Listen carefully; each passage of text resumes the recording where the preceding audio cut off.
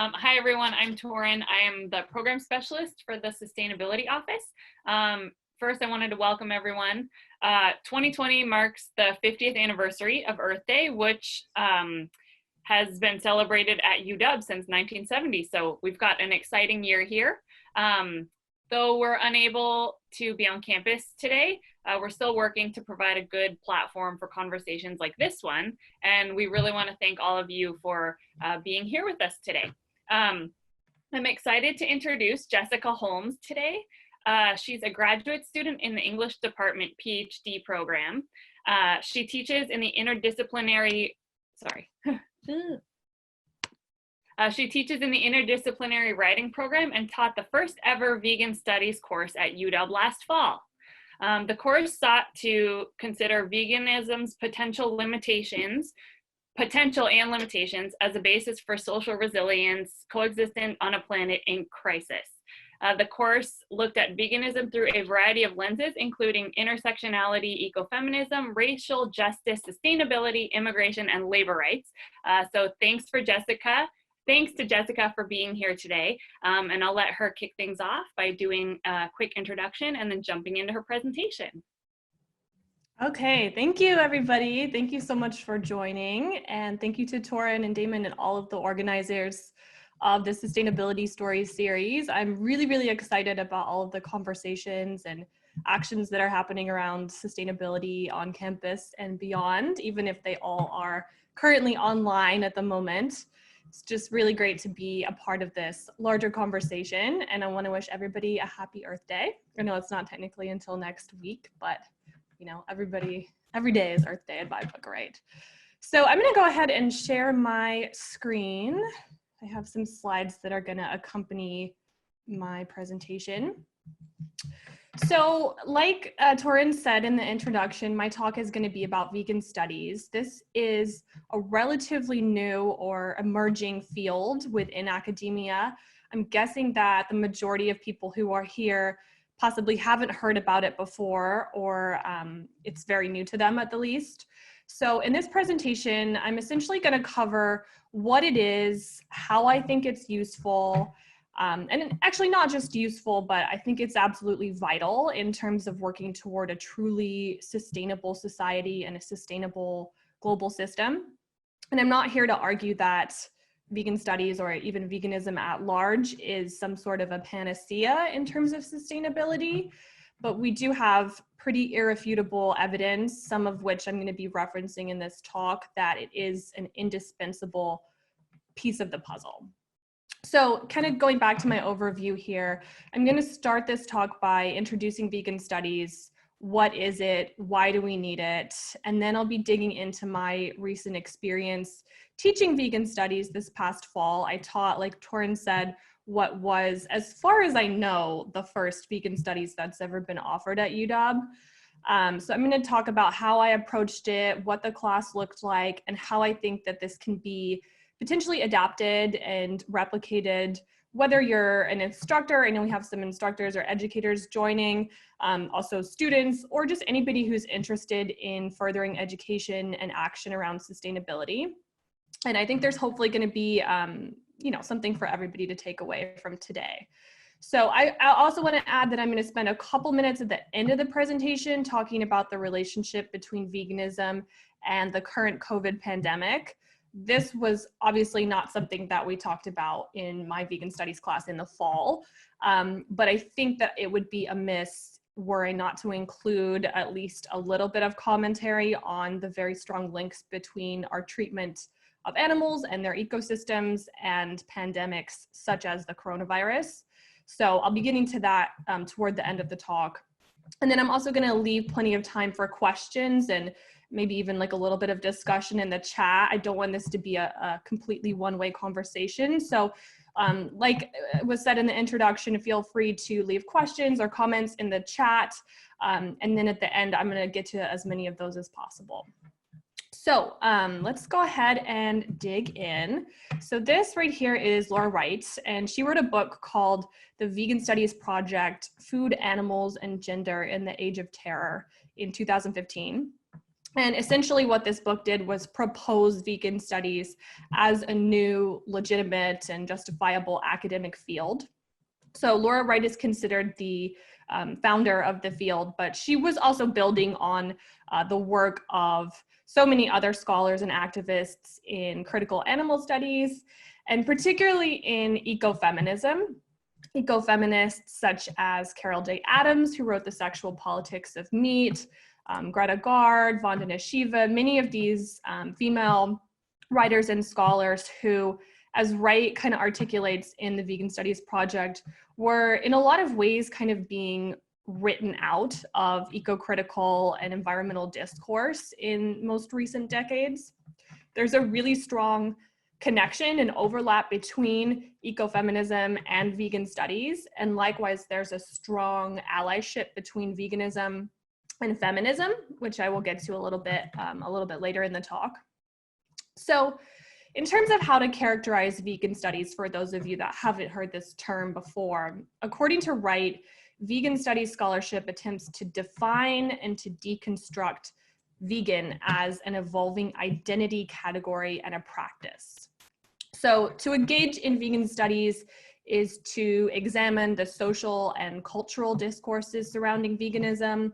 It's to examine the changing politics of representation, and it's to deconstruct dominant narratives, both historical ones and current ones that we see today, and the ways in which the vegan body kind of constitutes this contested site for many of the social and cultural, ethical, political questions and dilemmas that we continue as humans to be faced with. Let's see. So this is the one of the books that I mentioned, The Sexual Politics of Meat, A Feminist Vegetarian Critical Theory by Carol J. Adams. So she is kind of one of the foundational figures, and this is one of the foundational texts in vegan studies. This predates the conception of the field, but it really, in many ways, laid out a lot of the groundwork for vegan studies thinking, and it's definitely, I highly recommend reading it if you're interested in feminism or veganism or vegetarianism, and the overlap between those ideas and practices. So I'm going to read a short excerpt here from Through the Vegan Studies Lens, and I promise this will be the only long quotation that I read. I know it can be really annoying to listen to someone just reading, so thanks for bearing with me, and I promise this will just be the only quote that I kind of recite here. So this is from Laura Wright's introduction to a collection of essays from different voices across the vegan studies field. So she writes, "A vegan studies approach is theoretical, but it engages a lived politics of listening, care, emotion, and empathetic imagination. As Stephanie Jenkins says, for vegans, our ethics are not just a theory, but a way of life. And this reality is what distinguishes a specifically vegan studies mode of inquiry from animal studies more generally. Further, if vegan studies is about listening rather than speaking, then we must be willing to listen to perspectives that may challenge our conceptions of theory in favor of work that is more activist, potentially experimental, and less bounded by the strictures of academic writing. This is not to say that vegan studies should be anti-theory, but that it should be theoretically different, informed by theory, driven by theoretical inquiry, but also fully engaged in activist praxis, dedicated to establishing a conversation that crosses boundaries and expands both knowledge and social engagement beyond the confines of the academy." So as I kind of unpack this, I want to first of all make sure, especially for those who are being introduced to this for the first time, that I make a distinction between vegan studies as a field and veganism as a movement. So veganism is defined, and this is from the Vegan Society's definition, a way of living in which seeks to exclude, as far as is possible and practicable, all forms of exploitation of and cruelty to animals for food, clothing, or any other purpose. So while you're unlikely to find a whole lot of non-vegan scholars or activists within vegan studies, and indeed there are certainly a set of values underlying the field that very firmly resists the designation of animals as food objects or commodities, and values that kind of uphold that rights-based pro-liberation argument against the exploitation of animals. The goal of vegan studies is not necessarily let's turn everybody vegan. It's rather to engage in an inquiry into and a study of veganism, and then by association, the way veganism and vegan identity is constructed and depicted by those outside the movement. And what I like, or one of the things that I really like about vegan studies, and that kind of drew me to it, and this is going back to the quotation that I read, is that there's an openness to engage in quote unquote theory, right, that's beyond the strictures of the academy. Vegan studies is very much driven by activist praxis, like Wright states here. And for that reason, you'll find a lot of scholar activists and activist scholars within the field. I became an English major like way back when because I really loved stories and language, and I found them powerful and relevant and transformative. But I always kind of struggled, and particularly when I got to my master's and PhD programs, I struggled with the whole theory side of things, in part because it felt a little bit removed from my lived experience and the tangible priorities that I saw in my life and in the world beyond academia. And sometimes that was, purely because of just the level of sort of academic jargon, but sometimes it really was far removed content. And vegan studies, like many of the other social justice focused areas of scholarship and activism as well, is really rooted in this idea of praxis, that is the intersection of theory and practice. And because veganism is not just politics and an ethics and a philosophy, but it's actually a way of life, and just as to identify as vegan is not just a theoretical designation, but it's actually an embodied experience. Likewise, vegan studies and veganism fundamentally refuse to make absent the embodied experiences of non-human animals. It refuses to translate or abstract their bodies into concepts such as bacon or leather or, an object for entertainment. So in terms of where this fits in the academy, and then in terms of where does it fit in terms of sustainability stories, veganism, I don't like to generalize too much, because I think things are changing really quickly. But I think that most, or maybe I'll say many people, associate that word veganism with really two things: diet, right, like what you eat, and then animals, or we could say animal rights. But veganism is really one of the most intersectional issues of our time. It has direct connections to environmentalism, climate action, feminism, racial equity, indeed animal rights, but also public health, corporate and governmental corruption, peace movements, and collective or total liberation for all beings, not just for non-human animals, but also for the earth and human animals like you and I. And when it comes to the academy and the humanities, I find it to be an incredibly generative and useful model for teaching from a place of interdisciplinarity, intersectionality, as well as student empowerment and solution-based learning. So I'm gonna give a really brief kind of bird's eye overview of how I approached my vegan studies class this past fall. And, it was a trial run. There were many things that I would have done differently a second time around, and will do differently the second time around. And I was so grateful to IWP, which is the interdisciplinary writing program here at UW, for letting me teach this course. But I want to offer this essentially as an adaptable model for approaching vegan studies, with the understanding that people can take different bits and pieces and modify them for their own purposes, whether that be for teaching, or for scholarship or activism, or just thinking about the issues that we're currently facing as a global community. So I basically organized the class into mini units, and we started with about a week-long introduction to vegan studies, in which students started to break down their own relationship to food and to animals. And we began to construct and very slightly began to deconstruct this identity category of vegan. And these on the slide here, these are some of the initial associations that students had with the term vegan on the first day of class. So this is without any priming from me. And you can see, like, it was a pretty interesting social inquiry just to see what constructions of vegan identity were most dominant in their lives and the media they were consuming.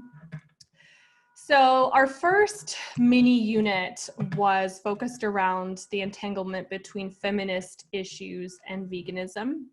So we looked at the continual sexualization and objectification of female bodies by meat selling corporations and advertisement and through rhetoric. You can see some examples here on this slide of ad campaigns from like fast food companies. We also look at sexualization and objectification of female bodies within the vegan movement, most notably by everybody's least favorite animal rights organization, PETA. I'm laughing, but it's kind of true.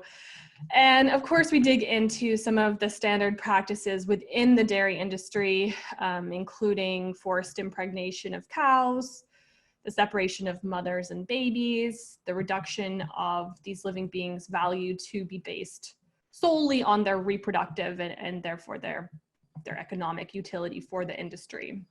And we also importantly look at the sexualization and objectification of male bodies in animal agriculture, such as the killing of male chicks, usually through suffocation or grinding them alive shortly after birth, and also the forcible masturbation of bulls in order to collect their semen so that they can artificially inseminate the female dairy cows. So that was kind of the first unit that we moved through. Then we move to the lens of race and the overlap between racial justice issues and veganism. We study the widespread industrial practice of intentionally polluting and contaminating minority communities by means such as spraying liquefied hog shit into or next to their lands, polluting the groundwater via runoff or seepage, and offsite dumping of mismanaged, aka like rotting carcasses. We also look at heart disease, diabetes, and lactose intolerance disparities across racial groups, and the blatant disregard for these disparities in the writing of federal nutrition guidelines. The blue and white chart here shows lactose intolerant. A lot of people don't know about 65% of the population of the US can't tolerate dairy, and that's disproportionately people of color. So our government recommendations are knowingly making large sectors of our population sick. We also consider non-white histories of veganism, which date back centuries, like way before the founding of the modern sort of vegan society iteration of veganism in the 1940s. So we look at certain South Asian, African, West Indian populations, as well as some indigenous American populations who ate predominantly plant-based, and the relationship between industrial scale animal farming and colonization.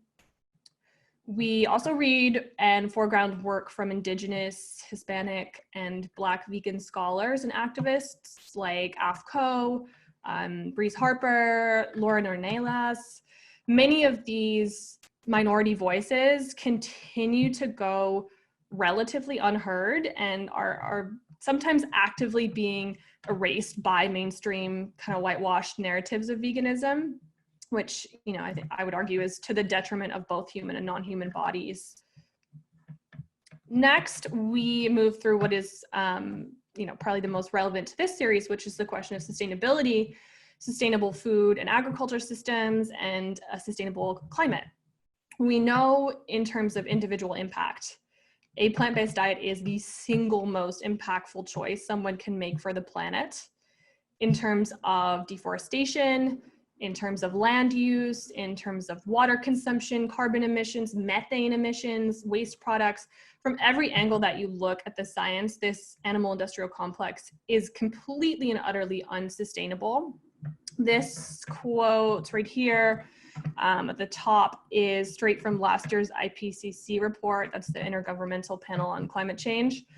The consumption of healthy and sustainable diets, such as those based on coarse grains, legumes, and vegetables, and nuts and seeds, aka a plant-based diet, presents major opportunities for reducing greenhouse gas emissions.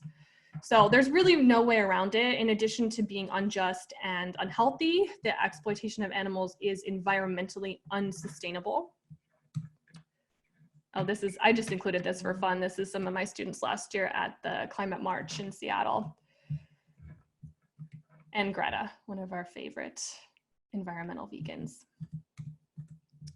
So lastly, we looked at veganism through the lens of immigration and labor rights. And we need only look as far as literally like the last week to witness some pretty gross labor violations that have been longstanding in the animal agriculture industry. Pork and chicken suppliers at Smithfield Foods and Tyson, which are some of the largest suppliers, they really do nothing to protect the health and well-being of their workers. The majority of those workers tend to be undocumented workers who are working for slave wages under extremely dangerous conditions. Slaughter and processing assembly lines have really, really high rates of injury. Workers frequently experience PTSD. They have suicide rates that are drastically above the average workplace population.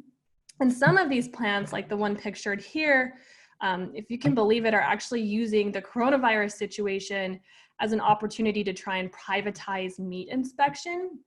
We've already seen this happen in the poultry industry, where the line speeds at some plants have increased from 140 to 175 chickens per minute. I'm just gonna repeat that just to make sure everybody got it. That's 175 chickens per minute. Currently, swine inspection laws stipulate that 1,100 hogs can be slaughtered in an hour.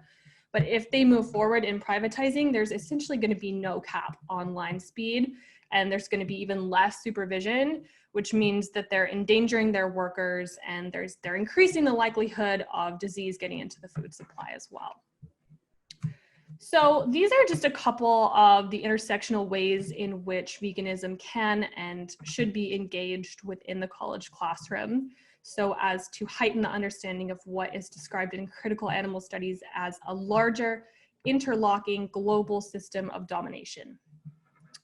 One of the benefits, as I see it, of embracing intersectional approaches to teaching and learning is that it makes content highly adaptable to fit a wide array of contexts and topics and disciplines. And while courses, on animal rights or on environment already exist and hold a ton of value, teaching individual issues within the context of and in relationship to each other, as well as to the broader pattern of systematic oppression, tends to enhance student interest and also to enhance collaboration within the academy and beyond the academy.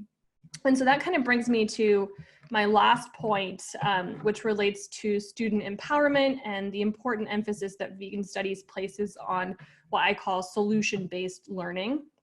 So these are just a couple of mental health statistics on the state of our student populations here in the US. I won't go through all of them, but 1 in 4 young adults between 18 and 24 have a diagnosable mental illness. 80% feel overwhelmed, 45% feel hopeless. A lot of them don't get help. Suicide is currently the second leading cause of death on college campuses.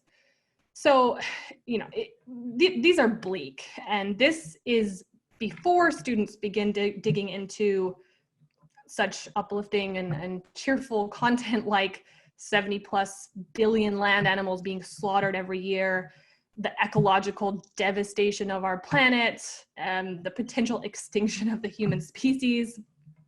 So I'm, as a teacher, keenly aware of the potential of such traumatic content to exacerbate existing mental health conditions and challenges, and possibly even to incite new ones. One of the reasons that I find veganism and vegan studies to be such a generative lens through which to study these issues is that it has a tendency to foster solution-based thinking and self-empowerment. Because it is so rooted in praxis, and because veganism itself presents an opportunity for essentially like a transformative embodied experience on the level of the individual, it incites, I argue, a radical social resilience and the desire for sustainable coexistence on this planet as actualized through lived practices and expressed identity. Is every student going to become vegan or going to become an activist? No, of course not. Some do, but no, that's not the goal. What we're doing when we're applying the lens of veganism to these issues is to apply a lens of healthy skepticism and critical thinking, a lens of compassion, of connection, of justice, and of empowerment. So I hope that this has been helpful, or at least maybe thought-provoking. I wanted to end in the spirit of, intersectional issues, just by emphasizing a few of the important connections between animal agriculture and the current COVID-19 pandemic. So, after a mass shooting, we've seen time and time again in this country that those in power, they want to pray for families and victims, but they don't want to talk about the cause or what changes we could make to prevent the next one from happening. And with COVID, we're seeing something similar, right? Like, we're racing to flatten the curve, we're racing for a vaccine, we're racing to get back to normal, to business as usual, when every indicator suggests that this will happen again and again. And this is bad, but it could be much, much worse. We could see zoonotic diseases with far higher mortality rates in the very near future if we continue on our current path. In order to prevent another pandemic, we must understand the origins of COVID and other infectious disease outbreaks. So just to give a couple examples, the 1918 flu is understood by scientists to have been caused by an H1N1 virus that originated most likely in a Kansas chicken farm. The 2009 swine flu outbreak had origins in the US and Mexican pig farms. AIDS is believed to have originated from the human consumption of a monkey. SARS, Ebola, MERS, they all have origins in animal hosts. COVID-19, right, has been traced to the Wuhan wet market, probably originating in bats, but then transferring to humans through another intermediary species, possibly the pangolin. So, with Wuhan in particular, and as we've seen in the horrible upswing in racist rhetoric and abuse that's been directed at Chinese and Asian peoples, we can see that some Americans, some of whom are at the absolute top levels of power, are very quick to blame people and a country in which the disease breeding conditions of their markets and their food systems are really not fundamentally different than our own. Take a look at our factory farms. They are breeding grounds for disease and for infections, right? And it's not just about the animals that we directly consume, but it's also our complete disregard for natural health promoting ecosystems in which the wild animals, like bats, like monkeys, live. Animal agriculture is the second largest contributor to greenhouse gas emissions. That's after fossil fuels. It's the #1 cause of deforestation, water and air pollution, ocean dead zones, and biodiversity loss. It is imperative that we stop operating as if planetary and animal and human health are these separate entities. They are interconnected and interdependent. The IPCC, right, has given us less than a decade to essentially turn this ship around or risk irreversible damage, making this planet uninhabitable for humans. 99.9% of the species that have existed on Earth are now extinct. We are not that special. Our health, our survival is not guaranteed. So, if people don't want to go vegan for the animals or for ethics or whatever, if nothing else, let's do it for our own sake. Let's do it for our own survival. We are animals too, after all. And we also know from a public health standpoint, decades of research shows that a whole foods plant-based diet is the healthiest diet on the planet. And it's the only diet that has been verifiably proven not just to treat, but actually to reverse heart disease. And heart disease is our #1 killer, both nationally and globally. And it is also, incidentally, one of the major comorbidities when it comes to COVID deaths. So if we replace the standard American diet with one that actually promotes health and prevents disease, not only would we lower the chances of a future pandemic, but we would also drastically lower our rates of some of our top killers: heart disease, diabetes, obesity, cancer, thereby lowering the burden on our healthcare systems and our over-reliance on the pharmaceutical industry, not just during a pandemic, but all the time, indefinitely. So with that, I want to thank everybody for listening, and I would love to open up the floor, or I guess not the floor, but the Zoom airwaves, to questions or comments, discussion. So I'm going to go ahead and stop sharing my screen. So I see there are a ton of comments. Thank you guys who left comments in the chat box. So I guess I'll maybe just start from the top.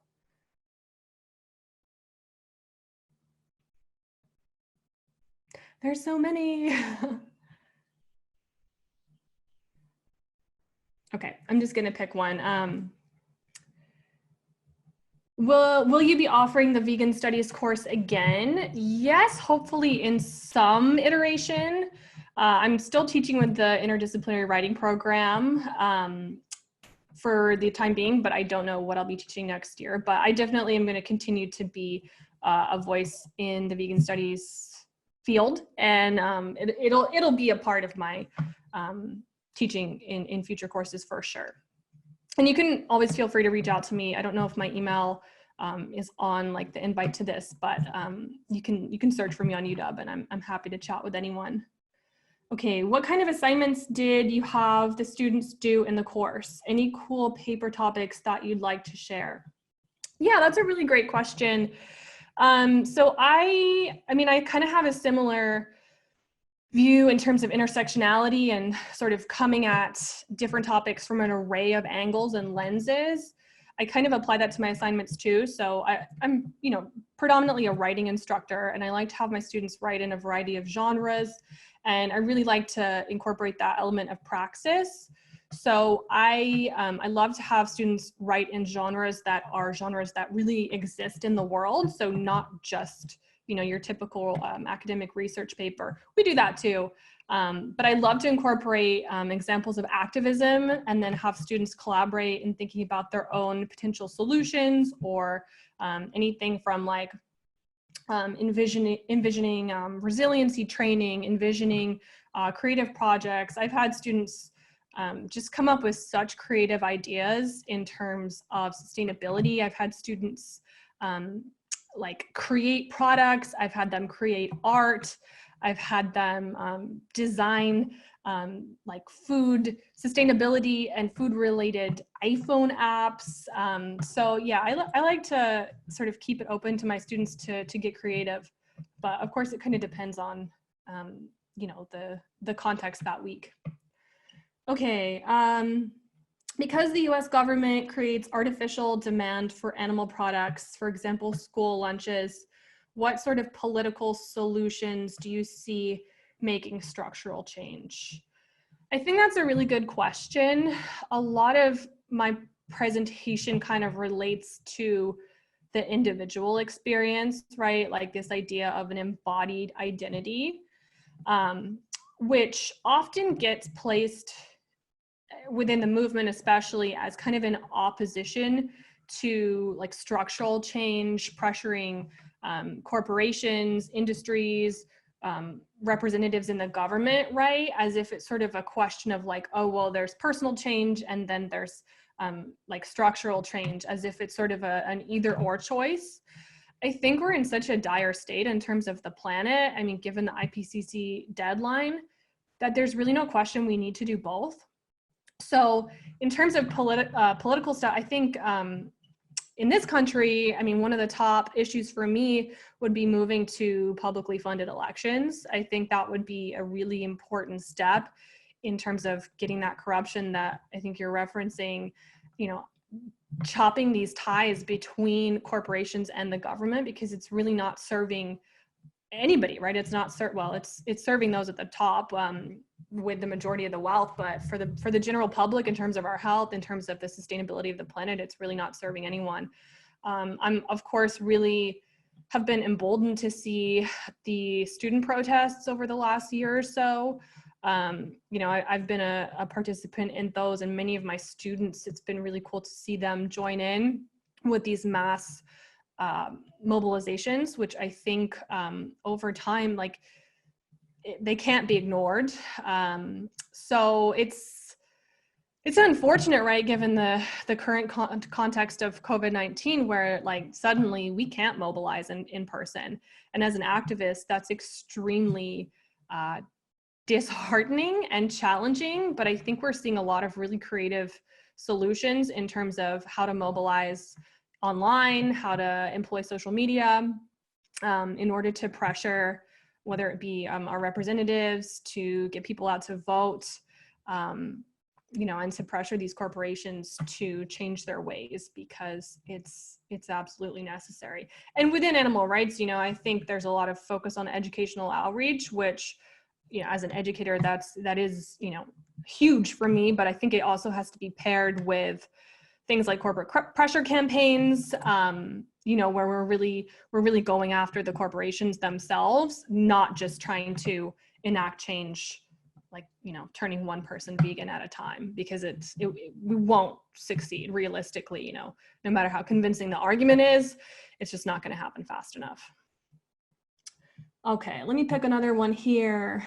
In your class, do you talk about why people and cultures find it so hard to change their diet to vegan?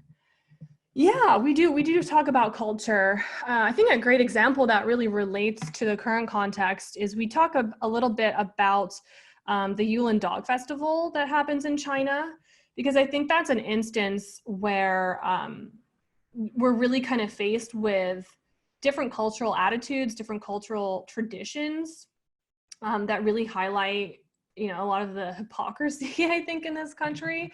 There are a lot of activists that will go over to China or will criticize that festival, and yet they're eating, you know, other species like 3 times a day.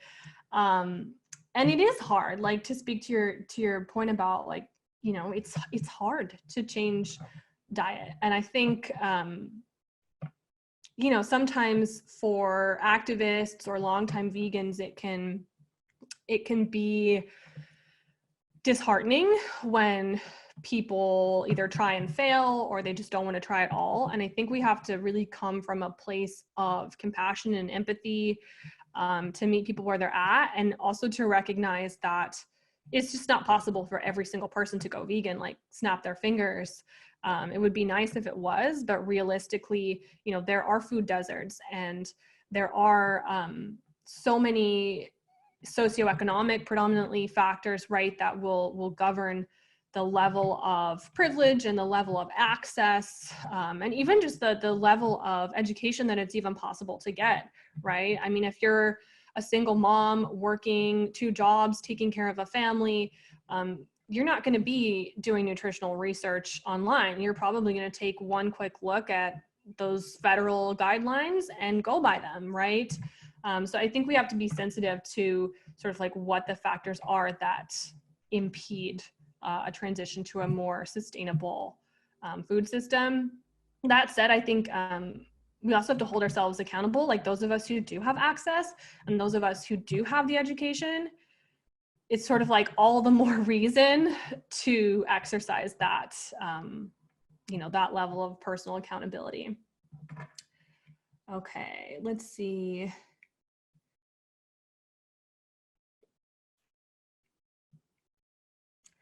I like that you mentioned that vegan studies is a study that can bring in an interdisciplinary lens to many issues, from public health to social justice. I was wondering what your thoughts are on between just a food systems course studies versus vegan studies specifically for this goal. Great question. Yeah, so I think the fundamental difference, I mean, you'll see a lot of overlap, of course. Food systems and food studies courses talk a lot about some of the same things that vegan studies courses do. And sometimes they directly talk about veganism. But within vegan studies, I do think, and this kind of goes back to the beginning of my presentation, I think there is more of an underlying value set where we're not viewing animals as food or commodities. So in a food systems context, right, like that assumption wouldn't apply, right? You have people coming at it from a lot of different angles. I also see a lot, I mean, I'm not an expert in food studies, but I've read a little bit and researched a little bit, and I think there's often more of a welfarist kind of attitude among food studies scholars. I mean, that's a generalization, but there's a pretty important distinction between a welfarist argument and something like an animal rights or pro-liberation argument, right? One is sort of like, let's improve the conditions, and the other one is sort of like, let's fundamentally reconceptualize how we're viewing these living beings. So that would be like one of the key differences just in terms of how we're conceiving of animals. And I also think vegan studies, you know, food studies engages, of course, questions of sort of cultural attitudes and traditions and things like that. But vegan studies, I see as being much more expansive because it does encompass so much more than just what you eat, right? Like we can make a distinction between a plant-based diet and veganism as an identity, as a politics, as a lived experience.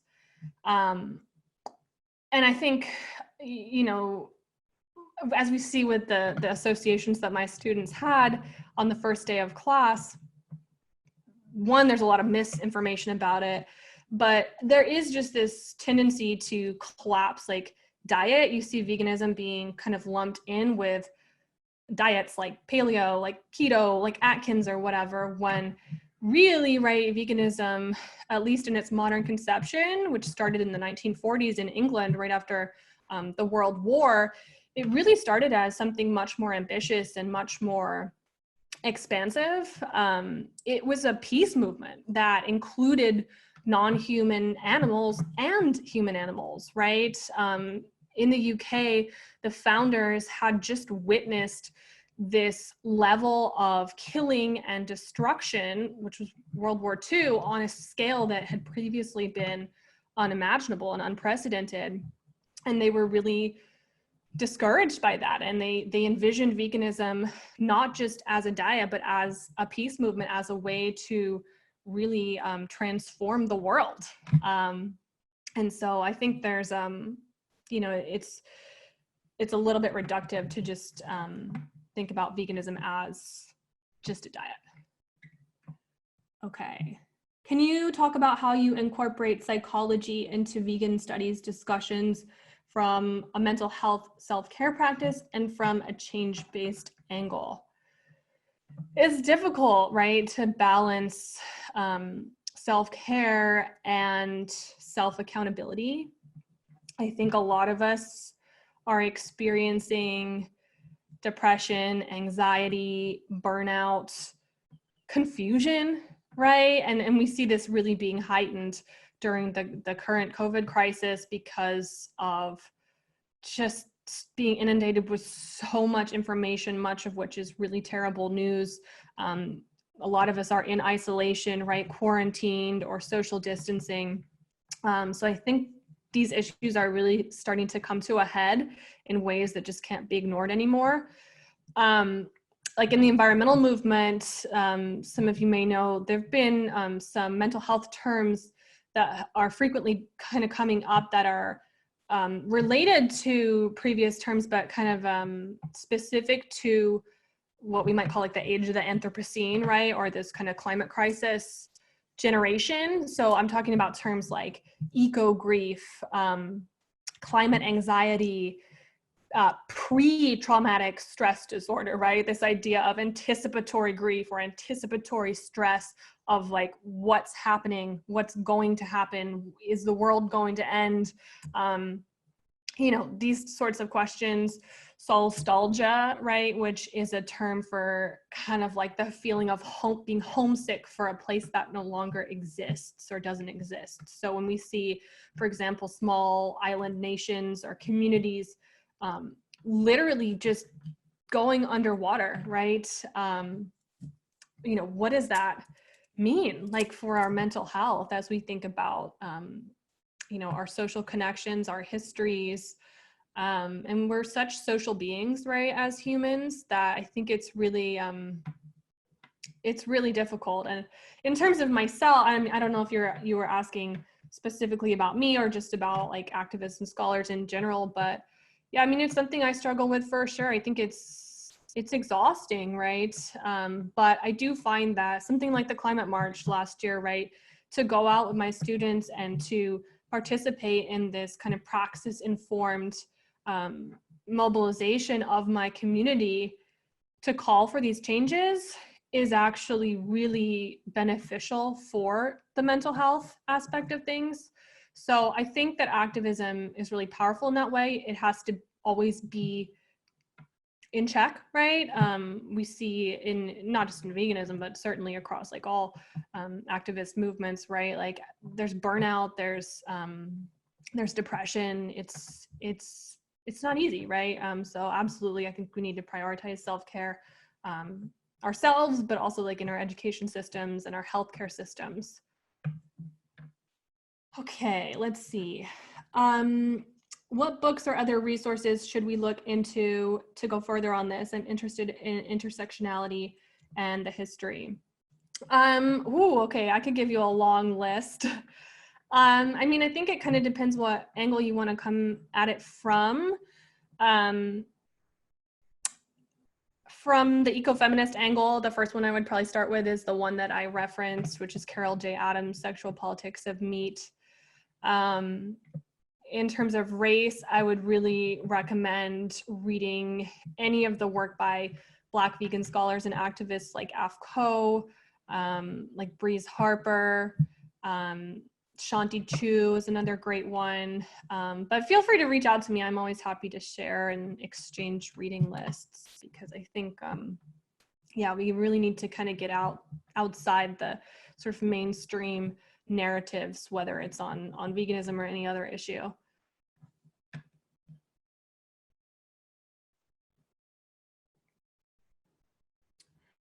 Oh my gosh, you guys, there are so many. I'm trying to get to as many as possible here.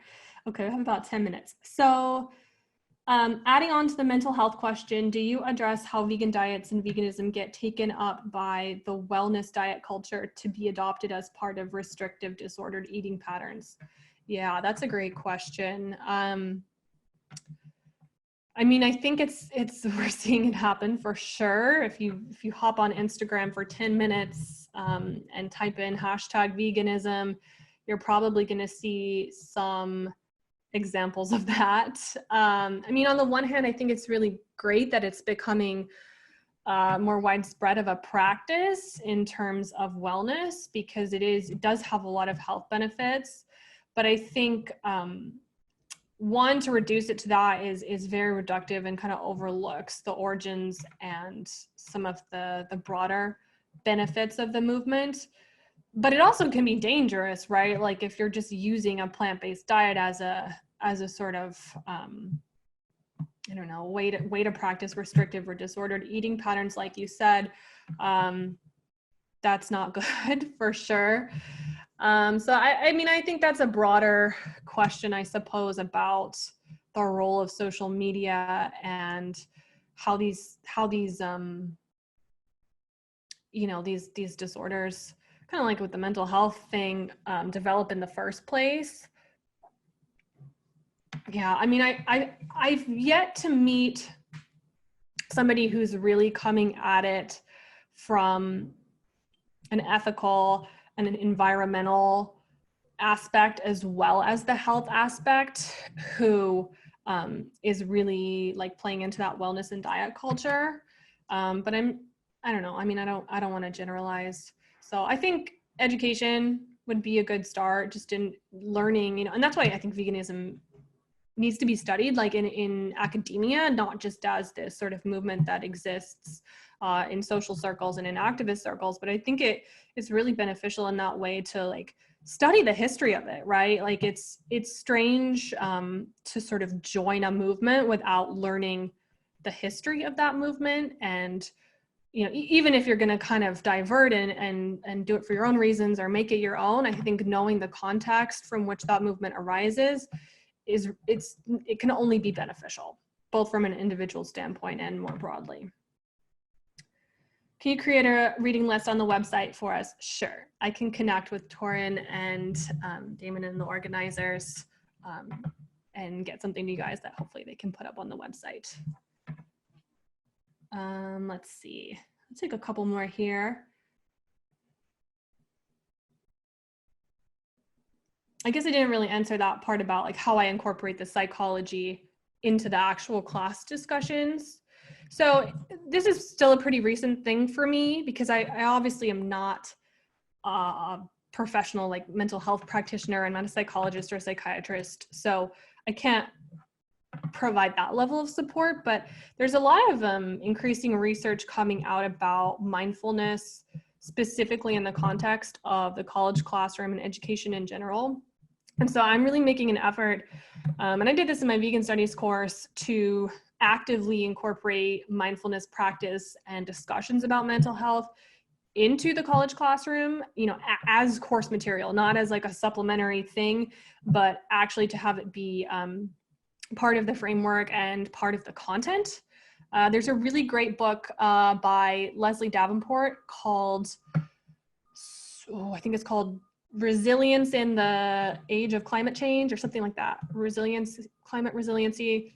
I'll put it on the reading list. But it's a really great kind of breakdown in terms of thinking about this concept of climate resiliency.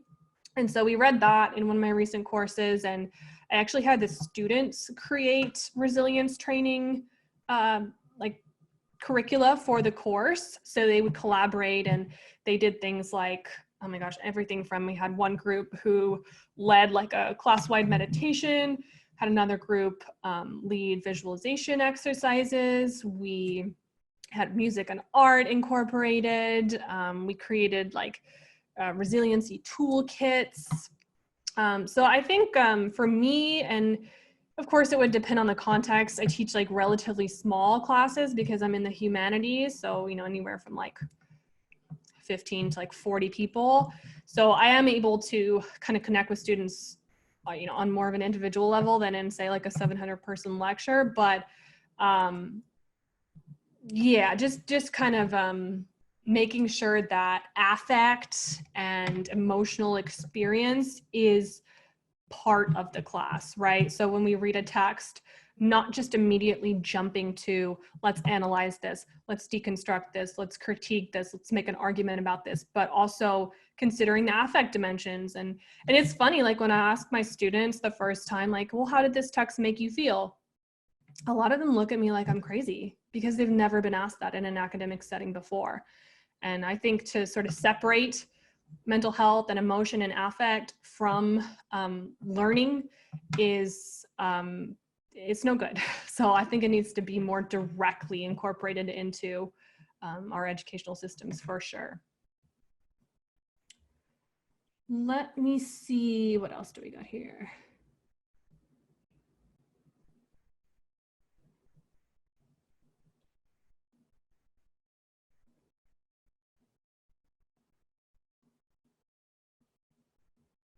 I'm scrolling up because I know I skipped a lot of people who commented earlier in the presentation.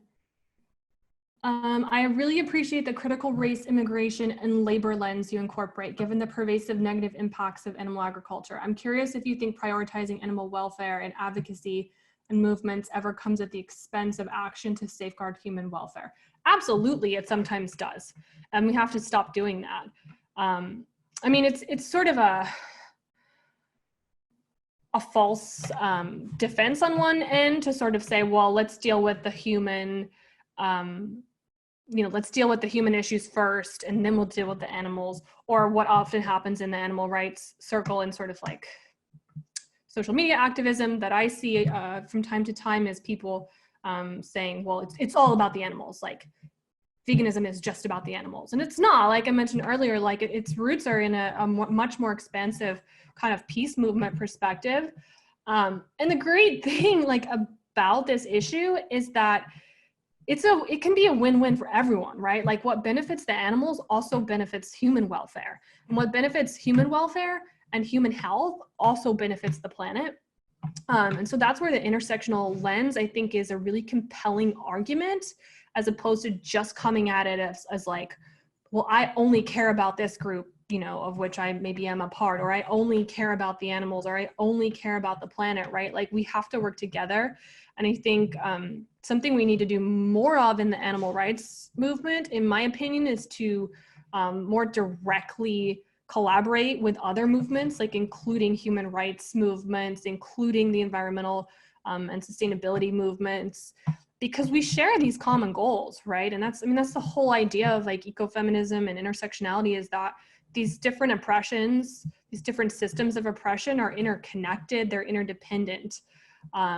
So I absolutely don't think that we should sort of be sacrificing one in expense of the other. It's just not how things work, and it's not how, you know, we need to be fighting for both human and non-human animals for sure. Jessica, I wanted to say we're almost at 1 o'clock. I want to go ahead and be mindful of people's time. You'd mentioned that you'd be open to people emailing you with further questions. How could people find you if they wanted to continue some of these conversations? Let me type it in the chat. And you know, again, I just want to thank you for joining us. I want to thank everyone here for joining us and for having such a you know, robust discussion here in the chat. And I know this, you know, online system might not be the best for the Q&A discussion, but we do appreciate everyone participating and your time, taking the time to answer the questions.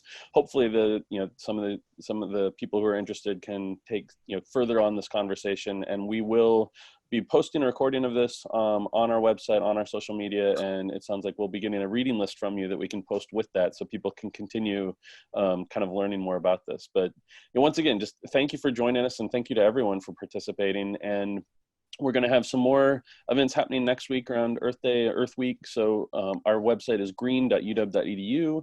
We've got a full list of Earth Day events, and we'd appreciate anyone joining any of them that sound interesting. And again, thank you, Jessica. Thanks everybody for joining.